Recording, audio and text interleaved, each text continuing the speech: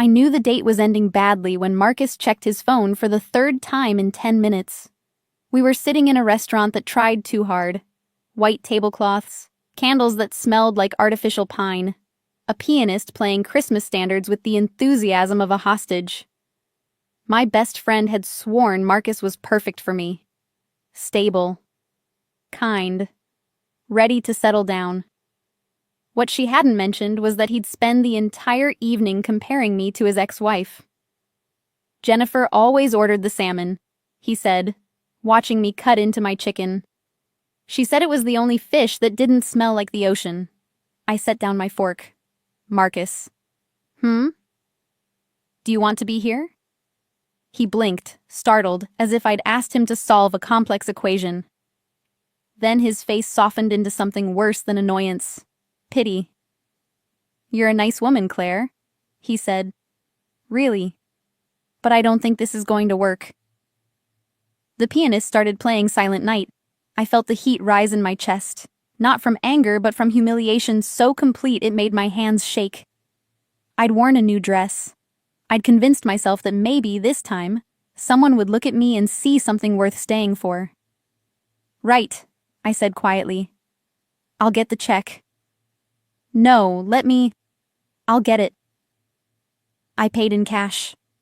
Marcus didn't argue. He muttered something about an early meeting and was gone before the waiter brought back my change. I sat there for a moment, staring at the empty chair across from me. The restaurant was half full, couples leaning toward each other, hands clasped over the table. I felt like a smudge on a photograph, something that didn't belong in the frame. I left. Outside, the December cold hit me like a slap. Snow had started falling, soft and silent, clinging to the shoulders of my coat. I pulled my scarf tighter and started walking, not toward the subway, but toward nowhere. I just needed to move. The streets were busy, tourists taking photos, couples window shopping, groups of friends laughing too loud. I passed a bakery with a window display of gingerbread houses, their frosting perfect, their lives contained and sweet. I turned down a quieter street. That's when I heard the crying. At first, I thought it was an animal, a cat, maybe. But as I got closer, I realized it was a child. A small boy, maybe 4 or 5, standing outside a closed cafe, sobbing into his hands. I stopped. Looked around. No parents, no adults at all. Hey, I said softly, crouching down to his level. Are you okay? He looked up at me with eyes so dark they were almost black, tears streaming down his cheeks. His coat was too big for him, expensive looking, the kind of thing you'd see in a magazine. I can't find my papa, he whispered. My chest tightened. Okay. That's okay. We'll find him. What's your name? Luca. Hi, Luca. I'm Claire. Can you tell me what your papa looks like? He sniffled. Tall. He has a scar. He touched his own cheek, tracing a line from his temple to his jaw. I pulled out my phone. Should we call him? Luca shook his head violently. He said not to bother him. He said to wait. Where were you supposed to wait? Inside. He pointed at the cafe. But they closed. I glanced at the darkened windows, the closed sign hanging crooked on the door. Whoever had left this child here hadn't come back. All right, I said, keeping my voice steady. Let's find him together. Do you know where he might be? Before Luca could answer, I heard footsteps. Not casual footsteps. Purposeful. Fast. I turned.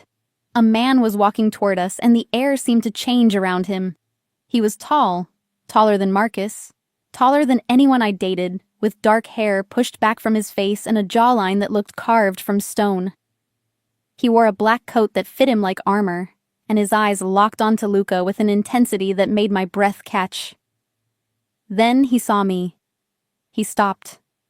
For a moment, no one moved. Snow fell between us, silent and cold. His gaze shifted from Luca to me, and I felt the weight of it like a hand pressed against my throat. Luca, he said, his voice low and controlled. Come here. Luca ran to him immediately, wrapping his arms around the man's legs. The man, his father, clearly, rested a hand on the boy's head but didn't look away from me. "Who are you?" he asked. "Claire." My voice came out steadier than I expected. I found him crying. I was just trying to help. His eyes narrowed, just slightly. "You shouldn't involve yourself in things you don't understand." It wasn't a threat. It was a fact. I stood up slowly, brushing snow off my coat. "He's a child. He was alone." "He wasn't alone." The man's voice didn't rise, but something in it made my pulse quicken. I was 10 feet away. I glanced past him. The street was empty except for a black car idling at the curb, its windows tinted so dark I couldn't see inside. "Then maybe you should have stayed closer," I said before I could stop myself. The man's expression didn't change, but Luca looked up at him, then at me. "Papa, she's nice. She didn't leave." The man's jaw tightened. He crouched down, eye level with his son, and said something in Italian. Low, quick, unintelligible to me. Luca nodded, then turned back to me. "Can you be my new mom?" he asked. The world tilted. I stared at him, then at his father, whose face had gone carefully blank. "Luca," he started. "She stayed," Luca said, his voice breaking. "She didn't leave." The man stood slowly, and when he looked at me again, there was something different in his eyes. Not warmth, but something close to recognition. "Get in the car," he said. I blinked. "What?" "You helped my son. I owe you a drink." He tilted his head slightly. "Or would you prefer to walk home alone in the snow?" It wasn't really a question. I should have said no. I should have smiled, waved goodbye, and disappeared into the safe, predictable cold.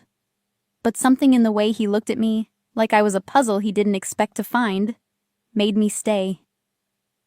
"One drink," I said. He nodded once. Then he opened the car door, and I got in. The car smelled like leather and something darker. Smoke, maybe. Or expensive cologne that clung to fabric.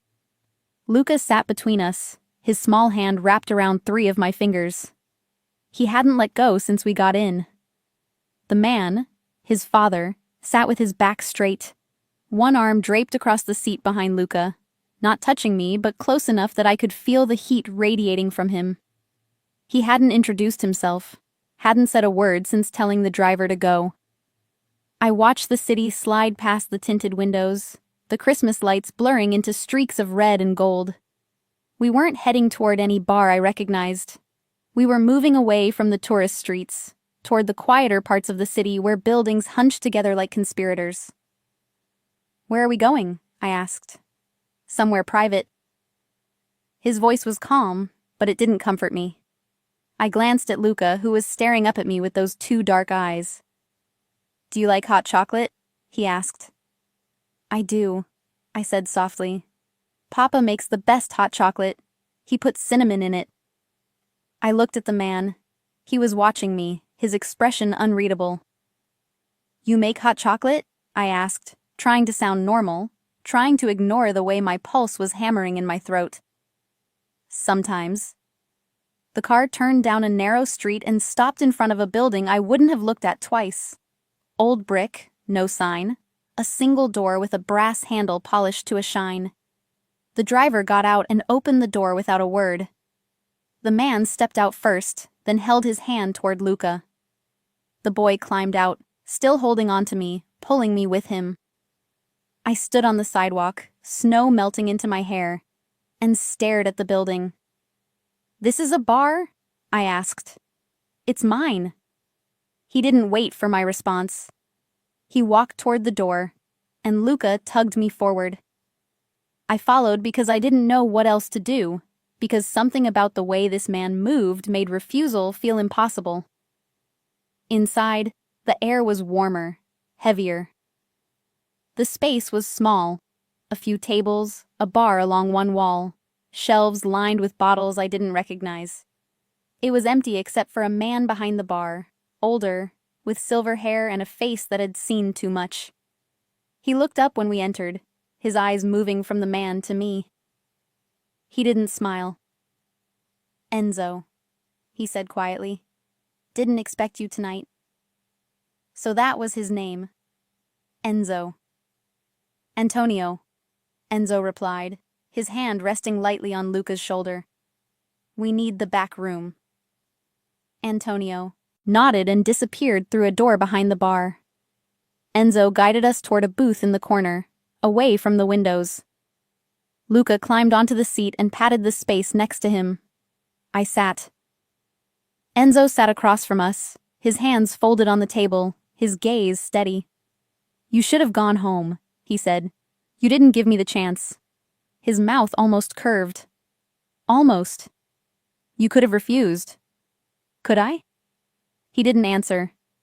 Instead, he looked at Luca. "Go ask Antonio for your drink." Luca hesitated, glancing at me. "Will you still be here?" The question landed like a stone in my chest. "I'll be here," I said. He slid off the seat and ran toward the bar, his footsteps echoing in the quiet.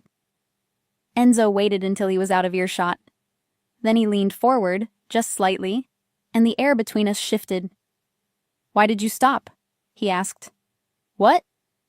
"On the street. Most people would have kept walking." I held his gaze. He was crying. "And that's enough? A crying child?" "Yes." He studied me, his eyes moving across my face like he was searching for something hidden beneath the surface. I felt exposed, seen in a way I hadn't felt all night, maybe longer.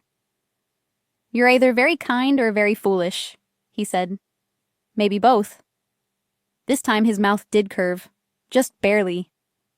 "What were you doing out there alone?" I thought about Marcus, about the restaurant, the empty chair, the pity in his voice. Bad date. "He left you?" I let him. Enzo's expression didn't change, but something flickered behind his eyes. His loss. The words were simple, throwaway, but the way he said them, low, certain, made my throat tighten. Antonio returned with 2 glasses of wine and a mug of hot chocolate topped with whipped cream. Luca carried it carefully back to the table, his tongue caught between his teeth in concentration. "I didn't spill," he announced proudly. "Good man," Enzo said quietly. Luca climbed back into the booth beside me and took a sip, leaving a white mustache on his upper lip. I smiled, despite myself. "Do you have kids?" Luca asked me suddenly. "No." "Why not?" "Luca," Enzo said, his voice firm but not harsh. "It's okay," I said. I looked at the boy, at his open, hopeful face. "I guess I just haven't found the right person yet." "My mama left," Luca said, matter of fact. "Papa says she wasn't ready to be a family." I glanced at Enzo. His jaw was tight, his fingers wrapped around his glass like he was holding himself in place. "I'm sorry," I said softly. Luca shrugged. "It's okay. Papa takes care of me. But sometimes I think it would be nice to have someone else. Someone who stays." The weight of his words pressed against my ribs. I didn't know what to say. Didn't know how to tell this child that people left, that staying wasn't always a choice, that sometimes love wasn't enough. Enzo set down his glass. "Luca, finish your drink. We're leaving soon." "But now." Luca obeyed, slurping the last of his hot chocolate in silence. Enzo turned to me. "I'll have my driver take you home." "You don't have to." "I do." He stood, pulling a card from his pocket and sliding it across the table. Black, no logo, just a phone number embossed in silver. "If you ever need anything, call." I picked up the card, the paper thick and expensive between my fingers. Why would I need anything? He looked at me for a long moment, his expression unreadable. Then he leaned down, close enough that I could smell the smoke and winter on his coat. Because now you've met me, he said quietly. And that changes things. He straightened, took Luca's hand, and walked toward the door. I sat there, the card burning in my palm, and wondered what I'd just stepped into. I didn't call for 3 days. The card sat on my kitchen counter, propped against the coffee maker where I'd see it every morning. Black and minimal, like everything about Enzo. I told myself I'd throw it away. That whatever had happened that night was a strange blip, a moment outside my normal life that didn't need to be repeated. But I didn't throw it away. On the third night, I came home to find my apartment door ajar. Not wide open, just enough that I could see the darkness inside, could feel the wrongness of it before I even touched the handle. My landlord had mentioned break-ins in the neighborhood, addicts looking for easy cash, but I'd always felt safe on the 4th floor. I pulled out my phone, finger hovering over 911. Instead, I dialed the number on the card. He answered on the first ring. Claire. Not a question. He knew it was me. How did you... I stopped. My apartment door is open. I'm in the hallway. I don't know if someone's inside. Silence. Then, don't go in. What's your address? I told him. Stay on the line. Don't move. I pressed my back against the hallway wall, phone clutched in both hands, and listened to the nothing on the other end. Not silence. I could hear him breathing, hear the muffled sound of movement, a car door closing. Enzo? I'm here. You don't have to come. I can just call the police. No police. His voice was firm. I'm 10 minutes away. Wait for me. The line went quiet but didn't disconnect. I stood there, counting my heartbeats, watching my door like it might swing open on its own. 7 minutes later, I heard footsteps on the stairs. Heavy, deliberate. Enzo appeared at the landing, wearing dark jeans and a shirt with the sleeves rolled to his elbows. 2 men followed behind him, one broad-shouldered and silent, the other lean with sharp eyes that swept the hallway like he was cataloging exits. Enzo's gaze found mine immediately. You're all right? I nodded. He gestured to the 2 men without looking at them. They moved past me, into my apartment, their movements practiced and efficient. Enzo stayed beside me, close enough that I could feel the heat of him, the solid presence that made the hallway feel less exposed. Who are they? I whispered. People I trust. The broad-shouldered one emerged first, shaking his head. Empty. Back window was forced. They're gone. Enzo's jaw tightened. How long? An hour, maybe less. Amateurs. Didn't take anything valuable. The lean one appeared, holding my laptop. This was on the floor. Nothing else touched. Enzo took it from him, turned it over in his hands, then looked at me. Is this everything? No documents missing? No files? I don't know. I haven't been inside. He handed the laptop back to the lean man. Marco? Luca's with Rosa? Yes? Good. Stay with her tonight. Dante, check the perimeter and the other apartments. Make sure they're not still in the building. Both men left without a word. Enzo turned to me. Come on. He walked into my apartment like he owned it, flipping on lights, checking corners I'd never thought to look at twice. I followed, feeling strange in my own space, seeing it through his eyes, the second-hand furniture, the stack of library books on the coffee table, the single coffee mug in the sink. He stopped in the middle of my living room and looked at me. Pack a bag. What? You're not staying here tonight. Enzo, it was just a break-in. It happens. Not to you. The certainty in his voice made me pause. What does that mean? He crossed to the window, examining the broken lock. You called me instead of the police. Why? I didn't have a good answer. I don't know. Yes, you do. He turned, his eyes catching the light from the street. You felt it. Something wasn't right. He was right. The door had been opened just enough, like an invitation, like someone wanted me to see. Who would do this? I asked quietly. I don't know yet. He stepped closer. But until I do, you're not safe here. I can't just leave. I have work tomorrow. I have a life you want to keep. He said it simply, without drama. So pack a bag. 20 minutes later, I was back in his car, my overnight bag on the seat beside me. We drove in silence through streets I didn't recognize, heading toward a part of the city where the buildings grew taller and the lights softer. Where are we going? I asked. My home. My stomach flipped. Enzo, I can't. You can. Luca will be happy to see you. The way he said it, casual and certain, made it impossible to argue. We pulled up to a building that looked like it belonged in a different city. Old stone, iron gates, the kind of place that whispered old money and older secrets. Enzo led me through the lobby, past a doorman who nodded without speaking, into an elevator with mirrors on every wall. I watched our reflection, him tall and composed, me smaller, clutching my bag like a lifeline. Why are you doing this? I asked. He looked at me in the mirror. You helped my son. That's not a reason to... You didn't ask questions, didn't judge, didn't try to fix him. His voice was quiet. You just stayed. The elevator opened directly into his apartment, a penthouse with floor-to-ceiling windows overlooking the city.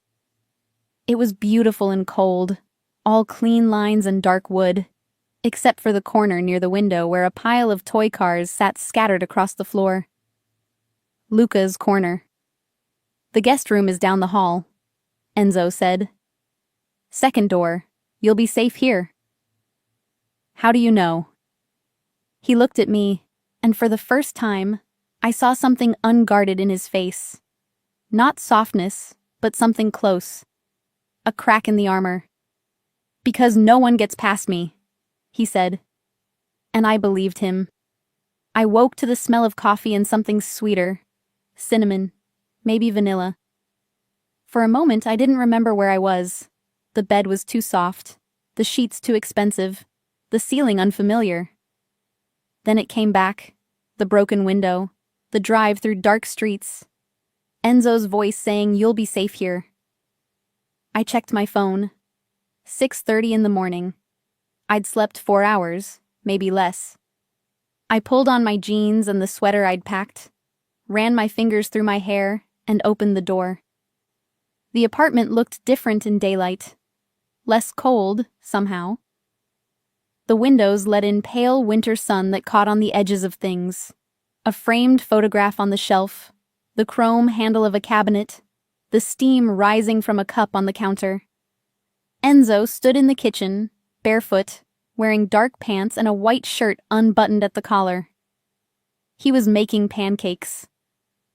I stopped in the doorway. He glanced up, spatula in hand, and something passed across his face too quickly for me to name. "You're awake," he said. "You're making pancakes. Luca won't eat anything else on Saturdays." He flipped one expertly onto a plate. "Coffee?" "Please." He poured without asking how I took it, black, no sugar, and slid the cup across the counter. I wrapped my hands around it, grateful for the warmth. "Where is Luca?" I asked. "Still asleep. He doesn't wake before 8 on weekends." Enzo turned back to the stove, adding another pancake to the stack. "You slept badly." It wasn't a question. "How do you know?" "I heard you moving around at 3. I felt heat creep up my neck. "I didn't mean to wake you." "You didn't." He set the spatula down and looked at me. "I don't sleep much." There was something in the way he said it. Matter of fact, but heavy, like he was confessing to a wound that never healed. I wanted to ask why, wanted to know what kept a man like him awake at night, but the words stuck in my throat. Instead, I said, "Thank you for last night." "You don't need to thank me." "I do. You didn't have to." "Yes, I did." He picked up his own coffee, leaned against the counter. You called me, Claire. Not the police, not a friend, me. I don't know why I did that. Yes, you do. We stared at each other across the kitchen, and I felt the air thicken between us, felt the pull of something I didn't understand. He was dangerous. I knew that without being told, knew it in the way people moved around him, the way his men obeyed without question. The way he held himself like violence was always an option. But he'd made pancakes for his son. And somehow, that made everything worse. Luca appeared 20 minutes later, rubbing his eyes, his hair sticking up in every direction. When he saw me, his face lit up. Claire, you're here! He ran to me, wrapping his arms around my waist before I could react. I looked at Enzo, who was watching us with an expression I couldn't read. I'm here, I said softly, smoothing Luca's hair. Are you staying forever? My chest tightened. Just for today, sweetheart. His face fell, but he didn't argue. He climbed onto the stool beside me and reached for a pancake. Enzo put 3 on his plate without being asked, then drizzled them with syrup in a precise spiral. You have to cut them into triangles, Luca informed me seriously. Papa always does. Enzo met my eyes across the counter. Triangles taste better. Obviously, I said. Something shifted in his expression, not quite a smile, but close enough to make my pulse skip. We ate in comfortable silence, the kind that felt rare and fragile. Luca chattered between bites, telling me about his school, his favorite toy car, the pigeon he'd seen on the balcony yesterday. Enzo listened, interjecting occasionally, and I watched the way they moved around each other, practiced, easy, a unit. I wondered where Luca's mother was, why she'd left, what kind of woman walked away from this. After breakfast, Luca dragged me to his room to show me his collection of toy cars, dozens of them, organized by color on shelves that looked custom-built. He told me the name of each one, which was the fastest, which one Papa had given him for his birthday. This one's my favorite, he said, holding up a black sports car with silver detailing. It looks like Papa's real car. Your Papa has good taste, I said. He says cars should be fast and quiet, like secrets. I looked up to find Enzo standing in the doorway, watching us. How long had he been there? Luca, he said quietly. Go get dressed. We're going out. Where? Shopping. Claire needs things. Luca grinned and ran past his father, leaving us alone in the room full of tiny cars. Enzo stepped inside, his presence filling the space. You can't go back to your apartment yet. Enzo. They didn't take anything, Claire. They broke in and left. That's not how robberies work. The weight of his words settled over me. You think they were looking for something specific. Or someone. He moved closer, and I could smell soap and coffee on him, could see the faint shadow of exhaustion under his eyes. Until I know which, you stay here. I have a life, a job. Call in sick. I can't just... You can. He reached out, and for a moment I thought he was going to touch my face, but his hand stopped mid-air, hovering between us. Please. The word surprised me, soft and raw, like it cost him something to say it. Why does this matter to you? I whispered. His hand dropped. Because Luca asked you to stay, and I haven't seen him smile at anyone the way he smiles at you since his mother left. That's not fair to him, or to me. I know. He stepped back, his walls rebuilding. But it's the truth. He left before I could respond. I sat there surrounded by toy cars and the ghost of words I couldn't say, and wondered how a single night had unraveled my entire life. Shopping with Enzo felt like stepping into an alternate reality. We went to places I'd never been, boutiques with buzzers on the door, stores where the salespeople knew his name, where they brought champagne I didn't drink and looked at me like they were trying to solve a puzzle. Luca held my hand the entire time, pointing at things he thought I'd like, asking questions that made the salespeople smile. "Do you like blue or green?" he asked, holding up 2 scarves. "Blue," I said. "Papa, she likes blue." Enzo nodded at the salesperson, who folded both scarves into tissue paper. "We'll take them."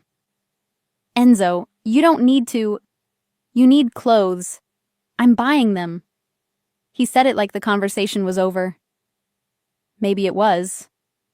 By the time we left the third store, my arms were full of bags I hadn't asked for. Sweaters, jeans, a coat that probably cost more than my rent. Enzo carried twice as many without looking burdened. Luca skipped ahead of us, humming a song I didn't recognize. "This is too much," I said quietly. "It's practical. It's excessive." He stopped walking, turned to face me.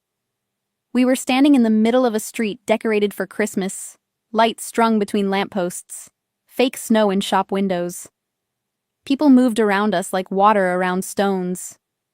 "You left your apartment with 1 bag," Enzo said. "You're staying in my home. You need things. This isn't charity, Claire, it's logistics." "Logistics?" I repeated. "Yes." "And if I said no?" His jaw tightened. "You won't. You're very sure of yourself." "I have to be."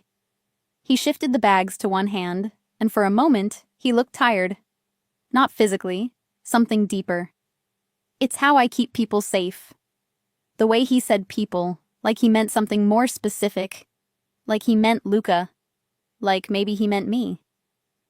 We had lunch at a small Italian restaurant, tucked down an alley I never would have found on my own. The owner greeted Enzo like family, kissed both his cheeks, ruffled Luca's hair, then looked at me with open curiosity. "And who is this?" he asked in accented English. "A friend," Enzo said simply. The owner, Giovanni, he introduced himself, grinned. "A friend. Of course." He winked at me. "He never brings friends." We sat at a table by the window. Luca ordered spaghetti and spent 10 minutes telling Giovanni exactly how much cheese he wanted. Enzo ordered for both of us without asking. Some kind of pasta I'd never heard of. Wine that tasted like summer. "You come here often?" I asked. "Once a week. Luca likes the tiramisu." "And you?" He looked at me over his wine glass. "I like that no one asks questions." Giovanni brought bread, still warm, and olive oil that gleamed gold in the light. Luca tore off a piece and dipped it, making a mess. Enzo handed him a napkin without looking, his movements automatic. "How long have you been doing this alone?" I asked quietly. Enzo's hand stilled on his glass. 2 years. That's a long time. It's not long enough to forget. He set down the glass. His mother left when he was 3. Disappeared one morning while I was at work. No note. No explanation. Just gone. The pain in his voice was buried deep, but I heard it. "Did you look for her?" "For 6 months." He looked out the window, his profile sharp against the light. Then I stopped. "Why?" "Because she didn't want to be found. And Luca needed me to stop searching for someone who didn't want to come back." Luca was humming again, oblivious, building a tower out of sugar packets. I watched him, this small boy who asked strangers to be his mother, and felt something crack open in my chest. "He's lucky to have you," I said. Enzo turned back to me. "He asked me this morning if you were staying." "What did you tell him?" "That I didn't know." He leaned forward, elbows on the table, his eyes holding mine. What should I have told him, Claire? The question hung between us, heavy and impossible. "I don't know," I whispered. "Neither do I." After lunch, we walked through a park strung with lights. Luca ran ahead, chasing pigeons, his laughter cutting through the cold air. Enzo walked beside me, close enough that our shoulders almost touched. "Can I ask you something?" I said. "Yes." "What do you do? For work?" He didn't answer immediately. We walked another 10 steps before he spoke. I manage investments, property, businesses. It wasn't a lie, but it wasn't the whole truth either. I could feel the shape of what he wasn't saying, the careful way he chose his words. And the men from last night? Marco and Dante? They work for me. Doing what? He stopped walking, looked at me with something like resignation. Keeping things running, smoothly. That's not an answer. It's the only one I can give you right now. He stepped closer and I could see the conflict in his face, wanting to tell me, wanting to protect me from knowing. If I told you everything, you'd leave. You don't know that. I do. His voice was quiet, certain, and I'm not ready for you to leave yet. The admission landed between us like something fragile. Enzo. Papa. Claire. Look. We turned. Luca was standing under a street lamp, arms spread wide, snowflakes catching in his hair. He was spinning in circles, laughing, completely unaware of the weight of the conversation he'd just interrupted. Enzo's expression softened. We should go. He'll catch cold. He started walking toward his son, and I followed, my heart hammering against my ribs. That night, after Luca went to bed, I sat in the guest room with the door open, listening to the sounds of Enzo moving through the apartment. Water running, a door closing, footsteps in the hall. He stopped outside my room. I held my breath. Good night, Claire, he said through the door. Good night. His footsteps faded. I lay in the dark, staring at the ceiling, and wondered how long I could stay in this place between knowing and not knowing. How long before I had to choose? I woke to voices, not loud. Enzo never raised his voice, but urgent, sharp. I checked my phone.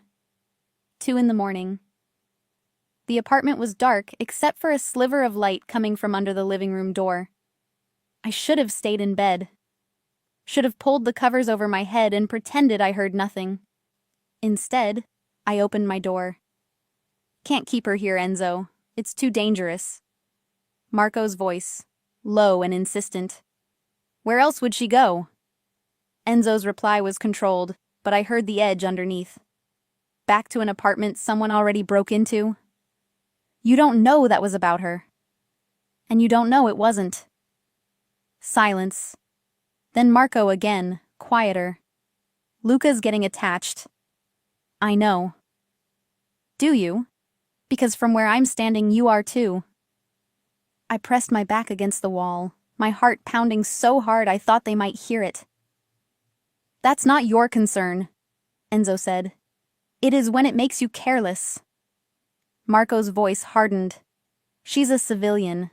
She doesn't belong in this world. And the longer she stays, the more danger she's in. You know that. I know.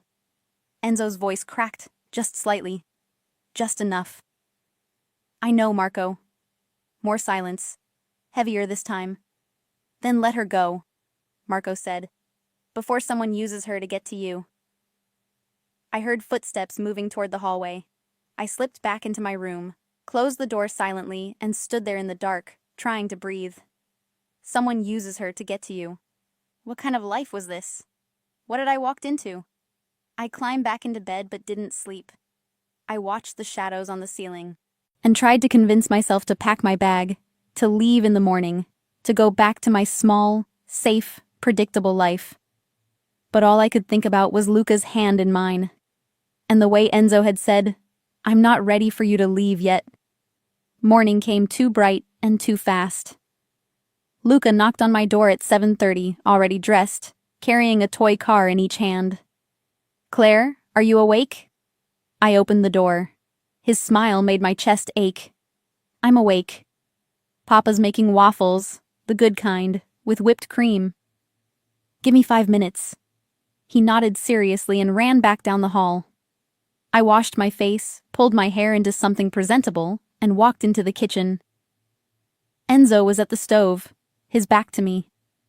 He was wearing jeans and a gray sweater that made him look almost ordinary, Almost.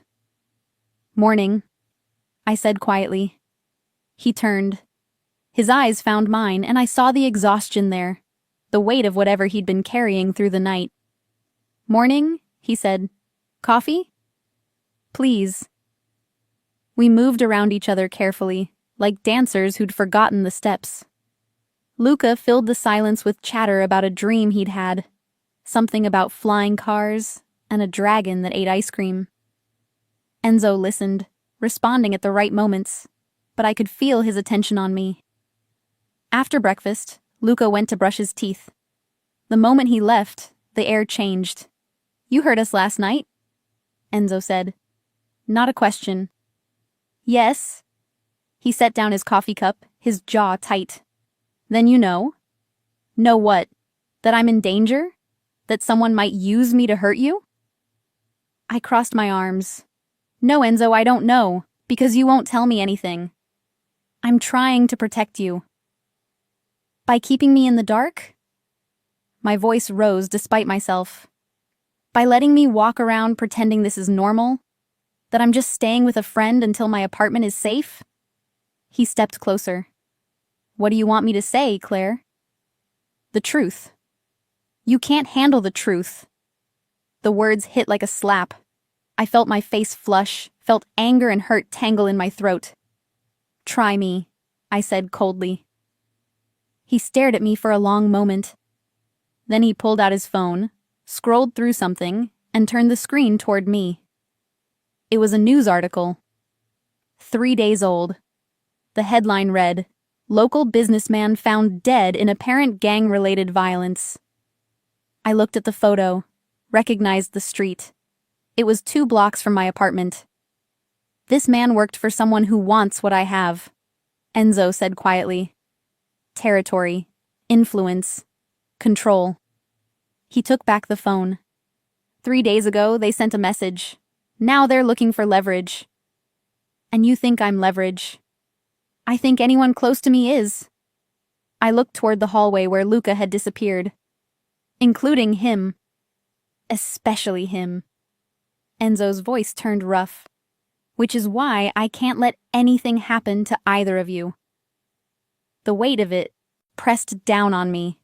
The danger, the secrecy, the impossible position he was in. And beneath it all, the realization that he'd let me into this world, not because he wanted to, but because keeping me at a distance had become more dangerous than keeping me close. What do I do? I asked. You stay here.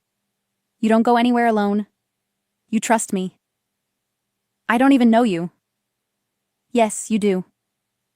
He stepped closer, close enough that I had to tilt my head to meet his eyes. You knew the moment you called me instead of the police.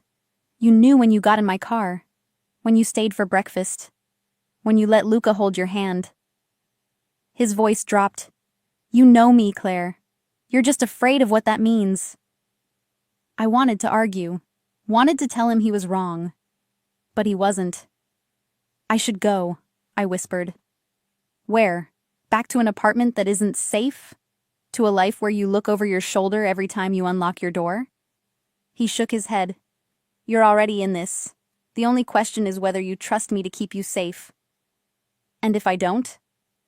Something flickered across his face. Pain, maybe. Or fear. Then I'll have Marco take you somewhere far from here.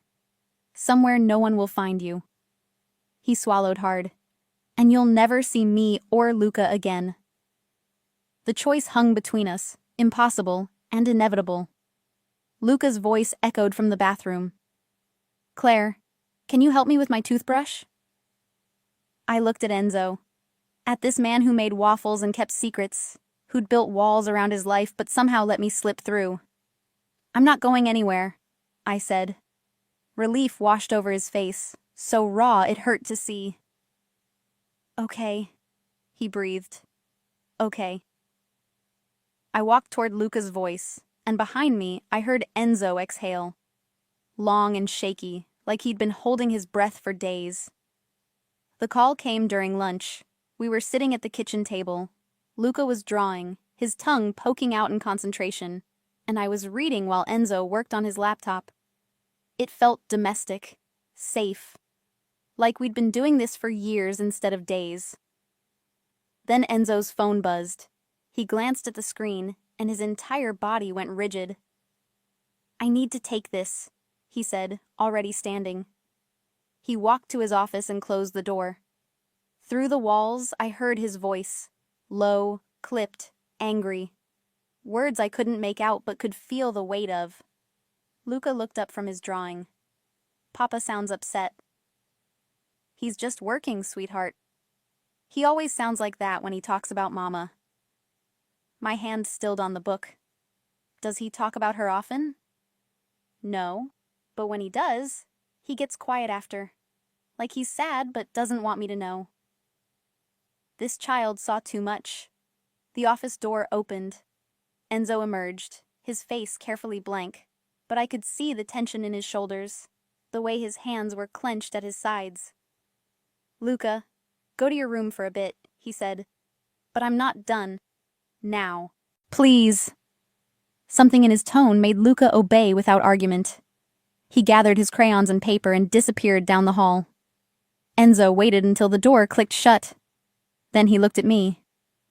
"She's back," he said. I didn't need to ask who. Luca's mother. Yes.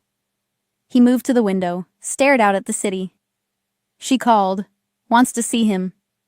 The words landed like stones in still water, ripples spreading outward. "When?" I asked. "Tomorrow. Says she's been in Europe, that she's better now, ready to be in his life again." His voice was brittle. 2 years of silence, and she calls on a Tuesday like she just stepped out for coffee. I stood slowly, moved closer but didn't touch him. "What are you going to do?" "I don't know." He pressed his palm against the glass. "She's his mother. Legally, she has rights. I can't just refuse." "Do you want to refuse?" "Yes." The word came out sharp, almost broken.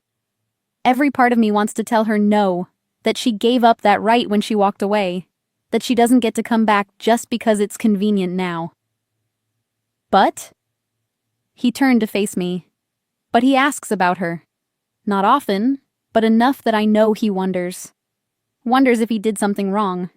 If he wasn't enough to make her stay." My throat tightened. He was 3, Enzo. He couldn't have... I know that. You know that. But he's 5. And in his mind, people leave because of something he is or isn't. He ran a hand through his hair.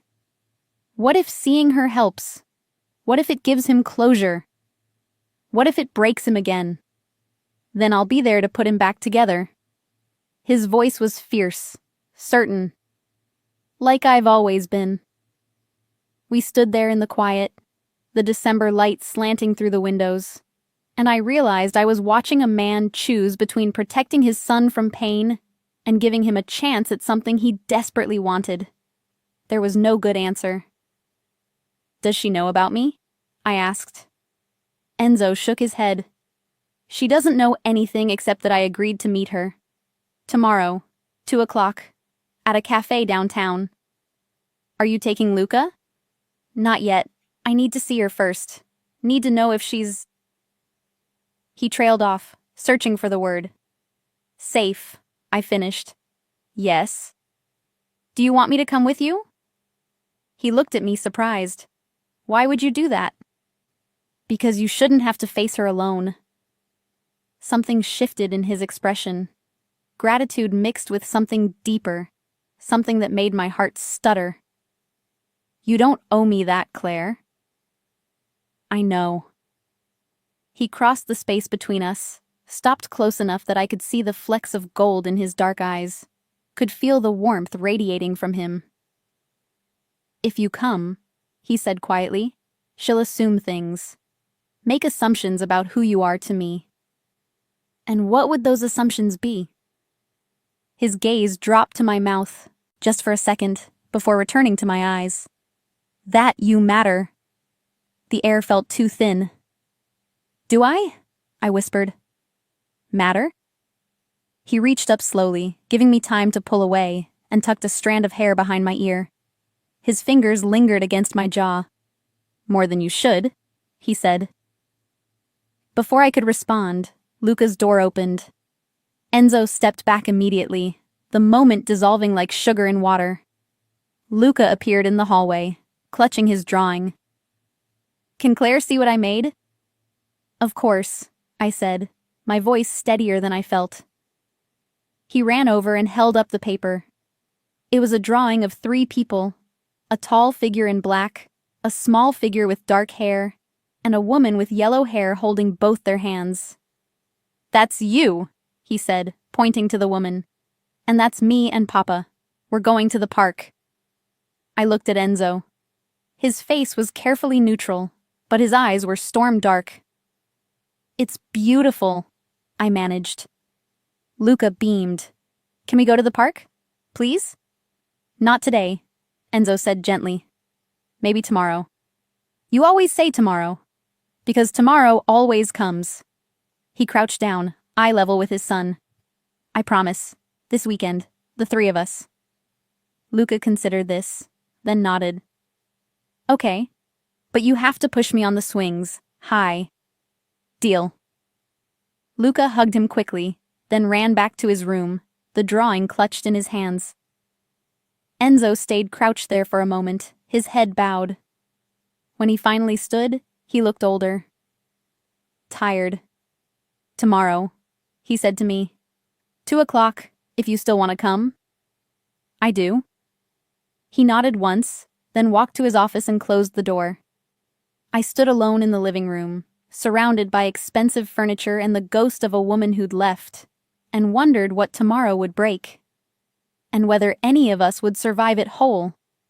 The cafe was the kind of place designed to look casual, but cost a fortune. Exposed brick, Edison bulbs, coffee that came in cups without handles. Enzo and I sat at a corner table, his back to the wall, his eyes on the door. I'd changed 3 times that morning before settling on simple jeans and a sweater. Like what I wore mattered. Like I was the one being judged. "She's late," I said quietly. Enzo checked his watch. "She's always late." His voice was flat, but I could see the tension in the way he held his coffee cup, the way his jaw was locked tight. I wanted to reach across the table, cover his hand with mine, but we weren't alone. The cafe was full of people on laptops, couples sharing pastries, oblivious to the fact that something was about to break. The door opened. She was beautiful in the way that hurt to look at. Tall and thin, with dark hair that fell in perfect waves, wearing a camel coat that probably cost more than my car used to. She scanned the room, her eyes landing on Enzo, and something flickered across her face. Not love, not regret, relief. She walked toward us, and I watched Enzo's expression turn to stone. "Enzo," she said, her voice accented, European. "Thank you for meeting me." "Isabel." He didn't stand, didn't offer his hand. "Sit." She hesitated when she saw me, her eyes narrowing slightly. "I didn't realize you'd bring someone." "This is Claire," Enzo said. No explanation, no justification. Isabel's smile was knife-sharp. "A friend?" "Yes." She sat down across from us, folding her hands on the table. Up close, I could see the signs of strain. Shadows under her eyes, hidden by makeup. The way her fingers trembled slightly before she pressed them together. "You look well," she said to Enzo. "What do you want, Isabel?" No pretense, no pleasantries. She flinched. "I want to see my son." "Why now?" "Because I'm better. Because I've had time to—" "2 years," Enzo interrupted, his voice low and lethal. "You had 2 years to get better. 2 years while your son cried himself to sleep asking where his mother went. 2 years while I explained to a 3-year-old that sometimes people leave and it's not his fault." Isabel's composure cracked. "You think I don't know that? You think I haven't lived with that every single day? I think you chose to live with it somewhere far away from the child you abandoned." "I didn't abandon him." Then what would you call it? Enzo leaned forward, and I saw the dangerous edge of him, the part that Marco's voice had warned about. You disappeared. No note, no call, nothing. I had to tell our son that his mother didn't want us anymore. That's not true. Tears welled in Isabel's eyes. I was drowning, Enzo. I couldn't breathe in that life. I couldn't be what you needed me to be. I needed you to be his mother. I tried. Her voice broke. I tried so hard, but every day felt like dying. The fear, the secrecy, the men with guns standing outside our door. I couldn't do it anymore. The cafe had gone quiet around us. People were pretending not to listen, but I could feel their attention. Enzo's voice dropped to barely a whisper. Then you should have talked to me. We could have figured something out. But you ran, and you left him to think it was his fault. I know. Isabel wiped her eyes. I know, and I will spend the rest of my life trying to make it right. But I can't do that if you keep me away from him. You gave up the right to make demands. I'm not making demands. I'm begging. She looked at him, really looked at him, and I saw the woman she must have been once. Young, scared, in love with a man whose world was built on violence. Please, Enzo, let me see him. Just once. If he doesn't want to see me again, I'll go. But let me try. Enzo was silent for a long time. I watched him war with himself. Watched the anger and pain and something deeper, grief, maybe, play across his face. Then Isabel's eyes shifted to me. And who are you, really? She asked, her voice sharp again. Another woman trying to replace me? No one is trying to replace you, I said quietly. Then why are you here? Why are you sitting in my husband's apartment, playing mother to my son? Ex-husband, Enzo corrected coldly. You signed the papers yourself. Only because you gave me no choice. I gave you every choice. You made yours. Isabel turned back to me, ignoring him. Has he kissed you yet? Told you you're different? That you understand him in ways I never did? Isabel, Enzo warned. Does he tell you about the blood? She continued, her voice rising. About the men he's killed? The deals he's made? Or does he keep you in that pretty apartment and let you pretend he's just a businessman? The cafe was silent now. No pretending. I stood up. I think we're done here, I said. Claire? Enzo started. No, she's right. I shouldn't be here. I looked at Isabel. This is between you and him. I'm just... The window exploded. Glass rained down in a glittering spray, and someone screamed. Enzo was moving before I could process what was happening, grabbing me and pulling me down, his body covering mine as another window shattered. Not glass breaking. Gunfire. Stay down! Enzo hissed in my ear. I heard shouting, people running, the sharp crack of more shots. Enzo pulled me behind the counter, his hand pressed against my head, keeping me low. Through the chaos, I saw Isabel frozen at the table, her face white with terror. Enzo saw her too. For a split second, he hesitated. I saw the calculation in his eyes. Protect me or save her. Then Marco burst through the door, gun drawn, and everything descended into noise and smoke and fear. Enzo's arms tightened around me. I've got you, he breathed. I've got you. And even as the world shattered around us, I believed him. The safe house was smaller than Enzo's apartment, tucked above a closed bookstore in a neighborhood I didn't recognize. Marco had driven us here in silence, checking the mirrors every 30 seconds, while Dante followed in a second car with Isabel. No one spoke. I sat in the back seat with Enzo's arm around me, my body still shaking, glass dust in my hair. My ears were ringing. Every time I closed my eyes, I saw the window exploding, felt Enzo's weight crushing me into the floor, heard the sound of bullets punching through plaster. We climbed 3 flights of narrow stairs. Marco went in first, gun drawn, clearing rooms. When he gave the all clear, Enzo guided me inside with a hand on my lower back. The space was simple. A couch, a kitchenette, 2 bedrooms, bars on the windows. Isabel stood by the door, her perfect coat torn at the shoulder, mascara streaked down her face. "Is Luca safe?" she asked, her voice raw. "He's with Rosa. She's taking him to the secondary location." Enzo's voice was mechanical, distant. He was in a different mode now, the one Marco had warned about. "He doesn't know what happened." "Good." Isabel wrapped her arms around herself. "That's good." Marco moved to the window, peering through the blinds. "They were waiting for you. Knew exactly where you'd be." Enzo's jaw clenched. "Which means someone talked. Or they've been watching you," Dante added from the doorway. "Following your movements, waiting for you to be exposed." "How many?" Enzo asked. "2 shooters. We got one. The other disappeared into the crowd." Marco turned from the window. "This was a message, Enzo, not an execution. If they wanted you dead, you'd be dead." "Then what did they want?"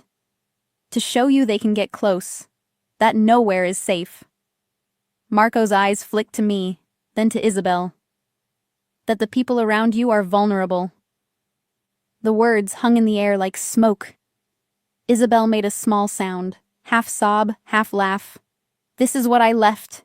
This is exactly what I couldn't live with." "Then you should go," Enzo said flatly.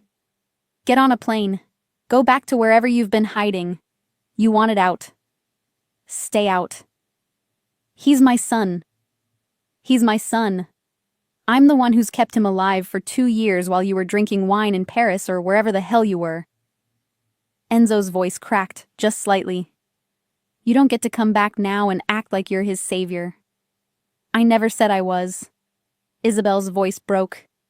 "I just wanted to see him, to tell him I was sorry." "Sorry doesn't keep him safe." "And what does? Guns?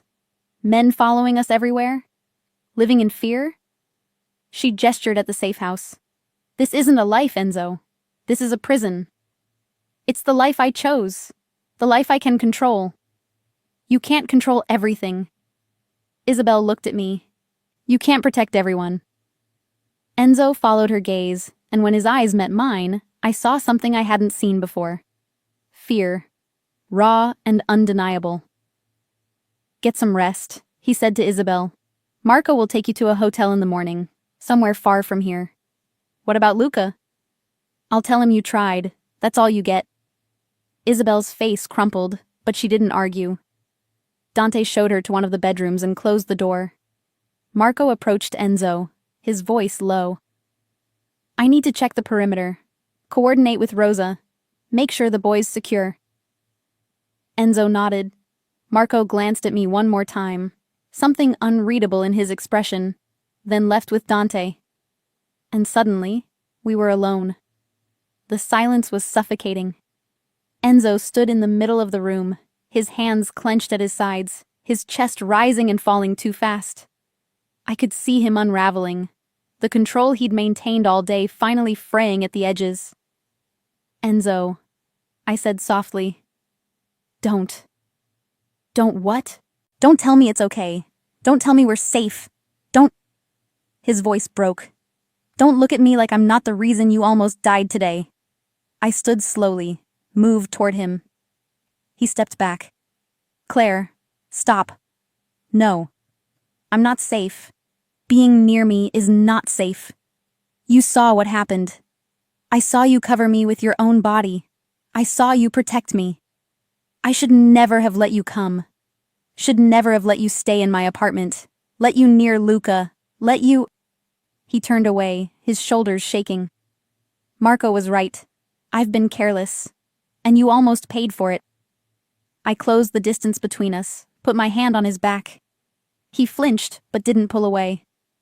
"I'm still here," I said quietly. "I'm still breathing. Because of you." This time. He turned to face me, and his eyes were red-rimmed, devastated. What about next time? What happens when I'm not fast enough, when I can't get to you in time? Then that's the risk I'm choosing to take. You don't understand what you're choosing. Then help me understand. I stepped closer, close enough to feel the heat of him. Stop protecting me from the truth and just tell me. All of it. He stared at me for a long moment. Then, slowly, he sank onto the couch, his head in his hands. I sat beside him. My family has been in this business for 3 generations, he said quietly. Importing, exporting, controlling territories. I thought I could do it differently. Be smarter. Less violent. He laughed bitterly.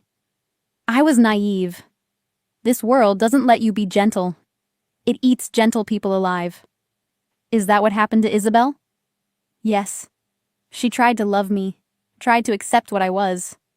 But every day she lived in fear. Fear that I wouldn't come home. Fear that someone would hurt Luca to get to me. Eventually, the fear became bigger than the love. So she ran. So she ran. He looked at me, and I swore I'd never put anyone in that position again. That I'd keep Luca safe by keeping everyone else away. But then I showed up. Then you showed up. His hand found mine, his thumb tracing circles on my palm. And you didn't run, even when you should have. Even now, after everything, you're still here. I'm still here, I whispered. He pulled me closer, pressed his forehead against mine, his breath warm on my lips.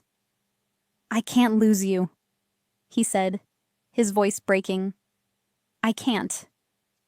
Then don't let me go. He kissed me. It wasn't gentle. It was desperate and fierce and tasted like fear and relief, and something that felt dangerously close to love. His hands cupped my face and I gripped his shirt, pulling him closer, trying to erase the space between us, the terror of the day, the knowledge that we were both choosing something that might destroy us. When we finally broke apart, we were both breathing hard. Stay with me tonight, he whispered. Just tonight. Let me pretend the world isn't waiting outside that door. Okay, I breathed. He stood, pulled me to my feet, and led me to the second bedroom. We lay down together, fully clothed, his arms wrapped around me, my head on his chest, listening to his heartbeat slow. Claire? Yes? Thank you. For staying. I pressed my lips to his collarbone. Nowhere else I'd rather be. I woke to sunlight streaming through unfamiliar windows and the smell of coffee. For a moment, I forgot where I was. Then it all came back. The gunfire. The safe house. Enzo's kiss that tasted like desperation and promise. I turned over. His side of the bed was empty but still warm. I found him in the kitchenette, barefoot in yesterday's shirt, pouring coffee into mismatched mugs. He looked softer in the morning light, younger somehow, the hard edges worn down by sleep. You're awake, he said, handing me a cup. You let me sleep. You needed it. He leaned against the counter, watching me. How do you feel? Truthfully? My body ached. My mind kept replaying the sound of shattering glass. But looking at him, at the way his eyes held mine with something tender and uncertain, I felt something else entirely. Safe, I said. His expression flickered. You shouldn't. Not yet. But I do. He set down his coffee and crossed to me, his hands finding my waist, pulling me close. For a long moment we just stood there, breathing together, letting the quiet morning erase the violence of yesterday. Luca's okay, he said against my hair. Rosa called an hour ago. He thinks we're on a work trip. Asked when you're coming back. My chest tightened. What did you tell her? That I'd bring you home today. He pulled back to look at me. If that's what you want. Home, I repeated softly. To your apartment. Yes. The place where I've been sleeping in the guest room. Where Luca draws pictures of us going to the park. Where you make pancakes on Saturday mornings. Yes? I touched his face, traced the line of his jaw. That's not my home, Enzo. Something broke in his eyes. He started to pull away, but I held on. It's not my home yet, I continued quietly. But I think it could be. If you let it. He stared at me, searching my face for doubt, for fear. I let him look. Let him see everything. The terror from yesterday, yes, but also the choice. The deliberate, conscious choice to stay. I don't know how to do this, he whispered. How to keep you safe and let you in at the same time. Then we figure it out together. It won't be easy. There will be days like yesterday. Days when I have to leave, when I can't tell you where I'm going or when I'll be back. Days when Marco will follow you to make sure you're protected. He swallowed hard. Days when you'll wonder if loving me is worth it. And days when Luca laughs at something silly, when we have breakfast together, when you come home and I'm still there. I pressed my palm against his chest, felt his heart hammering beneath my hand. I'm not Isabel, Enzo. I'm not going to run the first time it gets hard. How can you be sure? Because I already know the worst parts. I've seen the danger. I've felt the fear. And I'm still here, choosing this. Choosing you. He kissed me then, slower than last night. Deeper. Like he was memorizing the shape of my mouth, the taste of my certainty. When we broke apart, his eyes were bright. I don't deserve you, he said. Probably not. But you're stuck with me anyway. A sound came from the other bedroom. Isabel stirring. The moment shifted, reality seeping back in. Enzo's hand tightened on my waist. I need to take her to the airport. Make sure she gets on a plane and stays gone. Does she know you're sending her away? She knows. Dante told her last night. He sighed. She'll fight it. She'll say she has rights. But Luca's safety comes first. Will you let her say goodbye? He was quiet for a long time. I don't know. Part of me wants to protect him from that pain. But another part? He trailed off. Another part knows he'll always wonder. I finished. Yes. Then let him decide. When he's ready. When things are calmer. Let him choose if he wants to see her. Enzo studied me. You'd be okay with that? With her in his life? I'm not his mother, Enzo. I'm not trying to replace her. I'm just... I searched for the right words. I'm just someone who wants to be there. For both of you. However that looks. He pulled me close again, buried his face in my hair. How did I find you? You didn't. Luca did. A sound escaped him, half laugh, half something that sounded like relief. 3 hours later, we pulled up to Enzo's building. Marco had swept the apartment twice. Dante was positioned in the lobby. The threat wasn't gone, but it had been contained. For now. Rosa opened the door, Luca behind her, and the moment he saw me, he ran. Claire, you're back! I caught him, lifted him up even though he was getting too big for it. I'm back. Papa said you had to work. I drew you 17 cars. 17? That's a lot of cars. I wanted to make sure you had enough when you came home. He looked at Enzo. She's staying, right, Papa? Enzo met my eyes over his son's head. If she wants to. I want to, I said. Luca beamed. Then you need to see my room. I organized the cars by speed. The fast ones are on top. He wriggled down and grabbed my hand, pulling me toward the hallway. I let him lead me, glancing back at Enzo. He was standing in the doorway watching us, and for the first time since I'd met him, he looked at peace. That night, after Luca went to bed, Enzo found me on the balcony. The city stretched out below us, lights twinkling like stars that had fallen to earth. I talked to my lawyer, he said quietly, about changing things, making the business cleaner, safer. Can you do that? I can try. It'll take time. Years, maybe. But for you? For him? I'll try. I turned to face him. I'm not asking you to change who you are. I know, but I want to be someone worthy of what you're offering me. He pulled something from his pocket. A key. This is yours. To the apartment. To this life. He pressed it into my palm. I can't promise it'll always be easy, but I can promise I'll fight like hell to keep you safe. To make this work. I closed my fingers around the key, feeling its weight. Then that's enough, I said. He kissed me under the winter stars, and I tasted hope, fragile and fierce and entirely ours. Below us, the city hummed with life. Inside, Luca slept, surrounded by toy cars and dreams of parks and families that stayed. And for the first time in longer than I could remember, I wasn't afraid of tomorrow. I was ready for it.